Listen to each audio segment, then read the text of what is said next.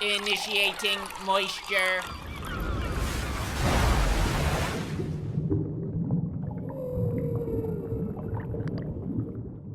Welcome to the Moist Meter. Today we're looking at Ready or Not, a new dark comedy, thriller, horror, I don't know, fucking genre tags don't really mean much of dick anymore these days. It's a movie about a woman marrying into an extremely wealthy family that has a fucked up tradition where they perform a ritual, and it ends with them playing a game of hide and seek where the family tries to find and kill her to complete the ritual, or else the family believes they'll die from a curse. Not all too dissimilar from Holes, with the Yelnats family believing they're cursed because their great-great-grandfather didn't carry that woman up the hill to drink from water and pee or something, and now they're cursed to make shoes that smell like shit with bad luck. I don't remember exactly the plot to Holes, it's been quite a while since I've seen it, but that's the idea. They don't kill this woman, their family will be cursed and killed. And it stars Margot Robbie as the lead, or so I thought until the credits rolled and learned that she's actually named Samara Weaving and just happens to be the doppelganger of Margot Robbie. She's extremely talented and does a great job in her role. She's really fucking good, actually. But man, I was extremely blown away when I learned that's not fucking Margot Robbie, because it's like 1-to-1. It's like a cloning project. It's absolutely wild how similar they look, at least in my opinion, and when you watch them on screen. But anyway, I think the movie overall is a good movie. I think it does a lot of things well.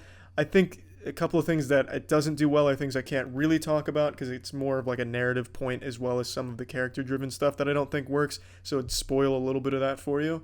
But overall, it's a really fun movie. I think it's at its best when it's executing dark humor, which is a huge part of this. The movie focuses a lot on adding humor to really tense situations and fucked up scenes, and it works really well for the most part. Almost all the jokes land. Sometimes a shtick or two is overplayed and overstays its welcome, but it's very nice to break up some of the tension that it builds, and it builds tension decently enough. I think sometimes it works much better than others. Some of them are just kind of cliche and goofy, whereas others are actually kind of creative with a clear vision behind it, and it does well. I don't think at any point it ever gets you on the edge of your seat, about to fucking lactate and shit your pants or something, but it's enough to keep you constantly interested in rooting for the main character. And she goes through some shit. The movie shows you some brutal kills, shows you some really disturbing portions that she has to go through to try and escape and not get murdered by a crew of Satanists. There's a lot that she goes through, and she does a great job of really portraying the terror.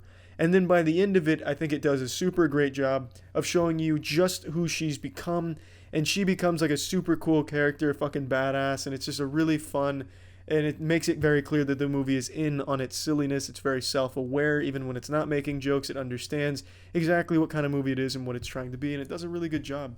I don't have anything overly negative to say except for things that are in spoiler territory. Other than that, I just think it's a good movie. I don't think it's great or anything like that, but it is a movie probably worth seeing. If you're going for a horror movie, you're not really going to find it here unless tension scares you or very large houses scare you or butlers and shit are terrifying.